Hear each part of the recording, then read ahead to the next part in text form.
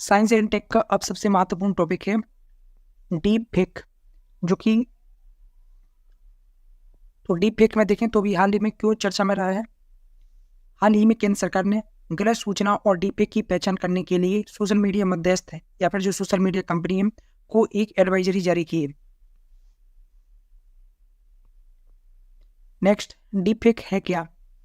Deep fake एक ऐसा video या फोटो होता है जिसे कंप्यूटर एल्गोरिदम प्रोग्राम से ऐसे एडिट किया जाता है कि उसमें मूल शख्स की जगह कोई दूसरा शख्स नजर आए।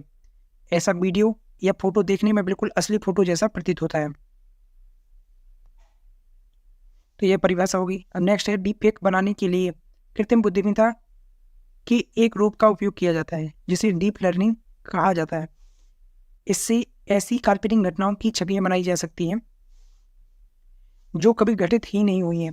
डीप लर्निंग लर्निंग मशीन की एक भाग learning deep learning machine learning का ही एक भाग है जो बड़े डेटा सेट से सीखने के लिए आर्टिफिशियल न्यूरल नेटवर्क का उपयोग करता है।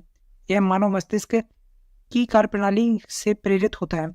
डीप फेक के तहत किसी व्यक्ति के चेहरे, शरीर, ध्वनि, वाक, भाषण, परिवेश या किसी अन्य व्यक्तिगत जानकारी की नकल की जा सकती है। किसी व्यक्ति का एक प्रतिरूप बनाने के लिए इस जानकारी में हेरफेर किया जा सकता है। प्रश्न उठता है, डीप फेक कैसे काम करता है?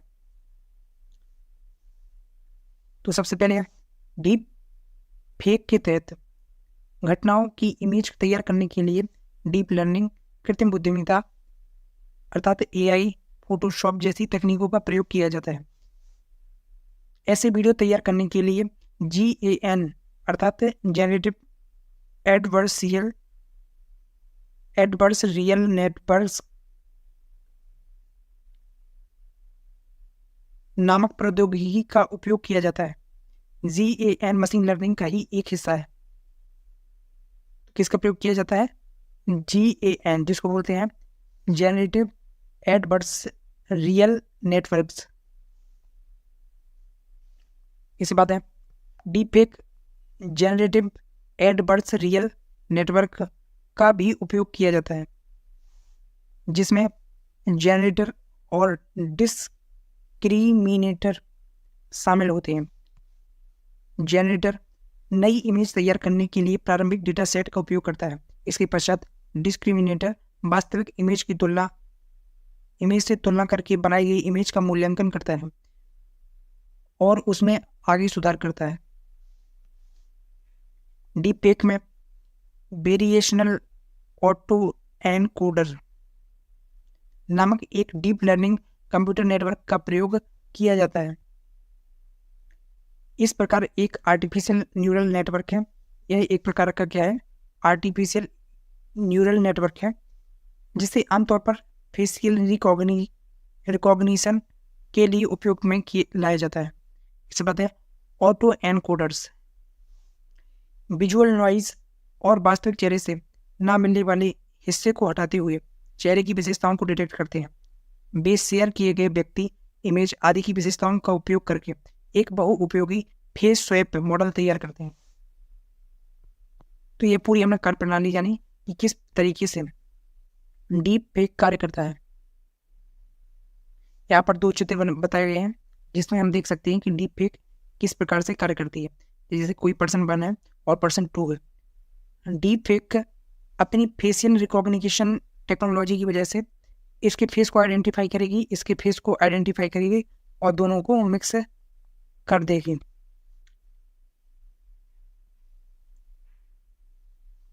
इसके बाद आर्टिफिशियल न्यूरल नेटवर्क क्या चीज़ है? यह मानव मस्तिष्क की जानकारियों को प्रोसेस करने के तरीके से प्रेरित होकर बनाया गया एक मॉडल है। अर्थात जिस प्रकार से हमारा मस्तिष्क काम करता है उसी तकनीक को आधार करके या उसी प्रणाली को आधार बनाकर एक मॉडल तैयार किया गया है जो कृत्रिम रूप से जानकारियों को प्रोसेस करता है।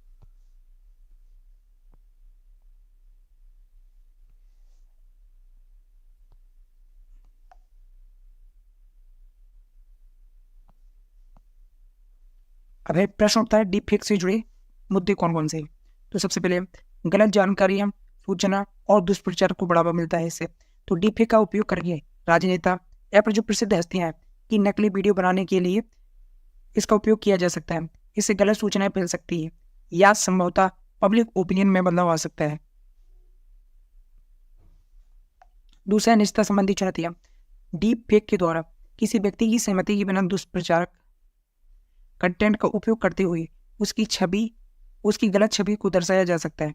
इससे निजता के उल्लंघन के साथ साथ प्रतिष्ठा को संभावित नुकसान पहुंचता है। तो क्या किया जा सकता है, जैसे अमिताभ बच्चन की कोई फोटो को यूज करके कोई पब्लिक एडवर्टाइजमेंट किया जाए और उनकी छवि का प्रयोग करके अपने व्यावसायिक उत्पादों को बेचा जाए, तो ऐसे में उनकी निजता का उल्लंघन हो रहा है, उनकी पर्सनालिटी राइट का उल्लंघन हो रहा है। तो व्यक्तिगत डाटा, निजता के अधिकार और जो पर्सनालिटी राइट है, इन सब का उल्लंघन हो सकता है। विनियमन का अभाव। डीप फेक तकनीक की स्पष्ट कानूनी परिभाषा अभी उपलब्ध नहीं है। इस वजह से क्या होता है, इसका पर्याप्त रूप से विनियमन नहीं हो पाता है। भारत में डीप फेक संबंधी अपराधों के तहत आने वाली गतिविधियों की परिभाषाओं का अभाव है।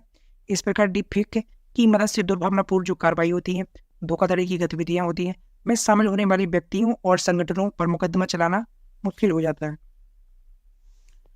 पता लगाने में चुनौती। डीप फेक को तैयार करने के लिए इस्तेमाल की जाने वाली तकनीक लगातार विकसित हो रही है। ऐसे में डीप फेक का पता लगाने के लिए प्रभावी उपकरण विकसित करना अपने आप में एक चुनौती है। इसी बात है लैंगिक असमानता।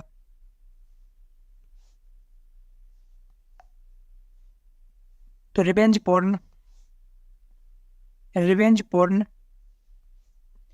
और गैर सहमति वाले पोर्न,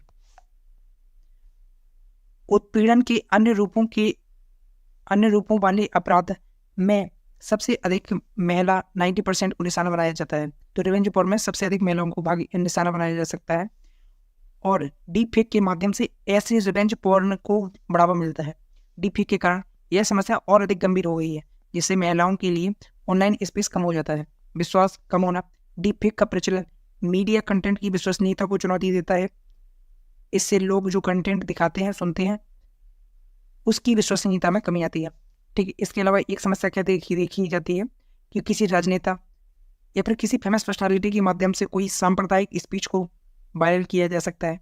ठीक है। या फिर उसकी भाषा में, किसी राजनेता की भाषा में किसी सांप्रदायिक अभिभाषण को वायरल किया जा सकता है, जिससे फाइनली क्या प्रभाव पड़ता है कि समाज में वैमनस्य बढ़ता है और उससे जो हमारी इंटरनल सिक्योरिटी रिलेटेड चैलेंजेस हैं उनको बढ़ावा मिलता है।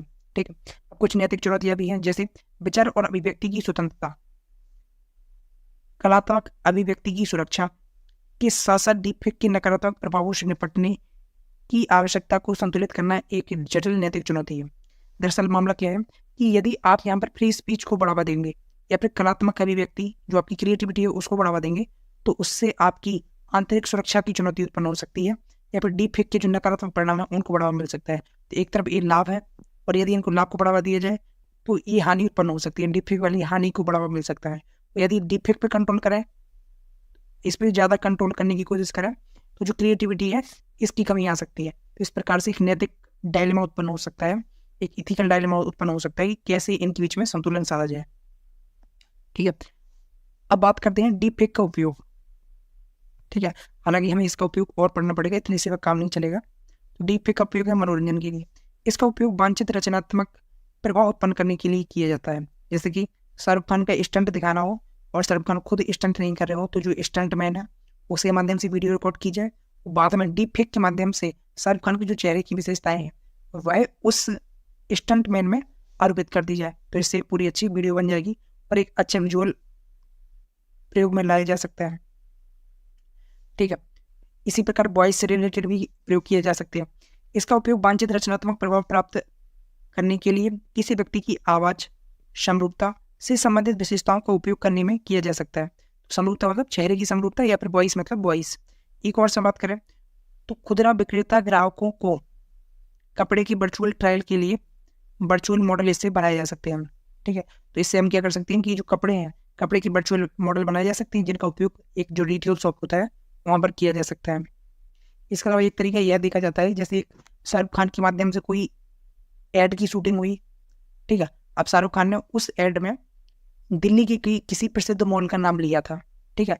लेकिन उसी मॉल की कोई दूसरी ब्रांच बॉम्बे में या फिर कोलकाता में यहाँ पर किसी टीयर 2 सिटी में है तो डीप फेक के माध्यम से शाहरुख खान की जो दिल्ली शब्द का जहाँ वो उच्चारण कर रहे हैं उसको बदला जा सकता है और उसकी जगह पर लोकल शब्द ऐड किया जा सकता है। तो इससे होगा क्या कि अब वो वीडियो जो शाहरुख खान की रिकॉर्ड हुई थी उसका हम अलग अलग स्टोर को बढ़ावा देने के लिए प्रयोग कर सकते हैं। तो इस तरीके भी प्रयोग हो रहे हैं। इसके अलावा स्पीच संचार, स्पीच सिंथेसिस और चेहरे के अभाव में बदलाव से यह प्रतीत हो सकता है कि कोई व्यक्ति प्रामाणिक रूप से दूसरी भाषा बोल रहा है। इसी बात है अनुसंधान और सिमुलेशन में इसका प्रयोग किया जा सकता है, जैसे कि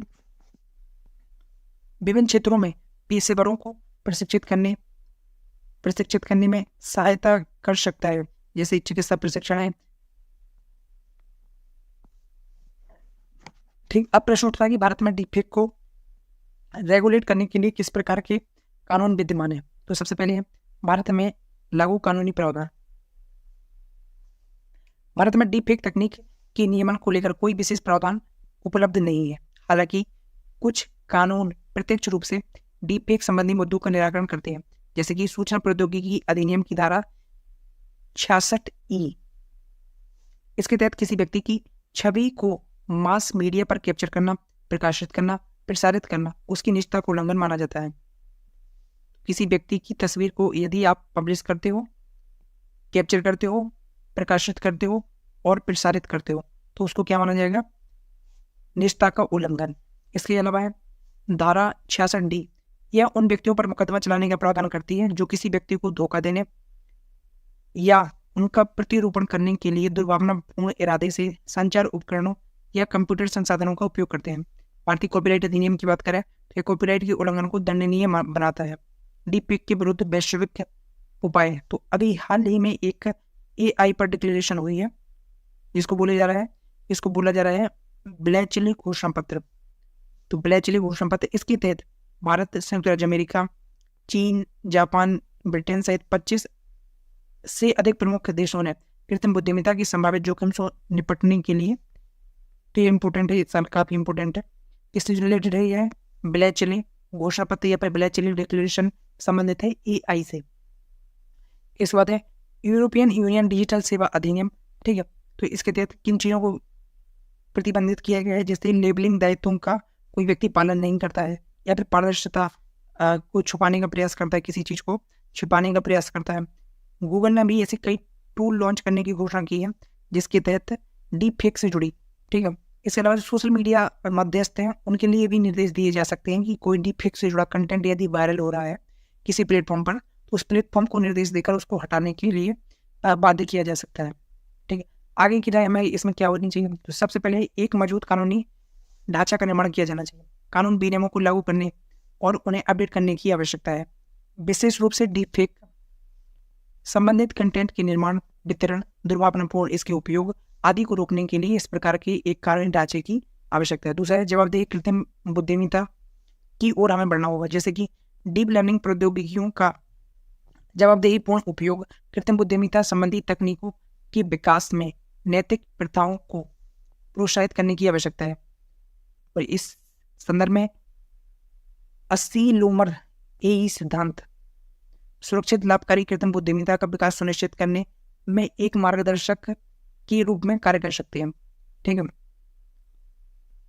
अस्सीलोमर AE सिद्धांत का हमें पालन करना चाहिए। अस्सीलोमर AE सिद्धांत के बारे में अधिक जानकारी के लिए आप इसको गूगल पर सर्च कर सकते हैं। तो अस्सीलोमर AE सिद्धांत क्या है? AI की सुरक्षित और लाभकारी उपयोग के लिए एक मार्गदर्शक सिद्धांत के रूप में यह कार्य करता है।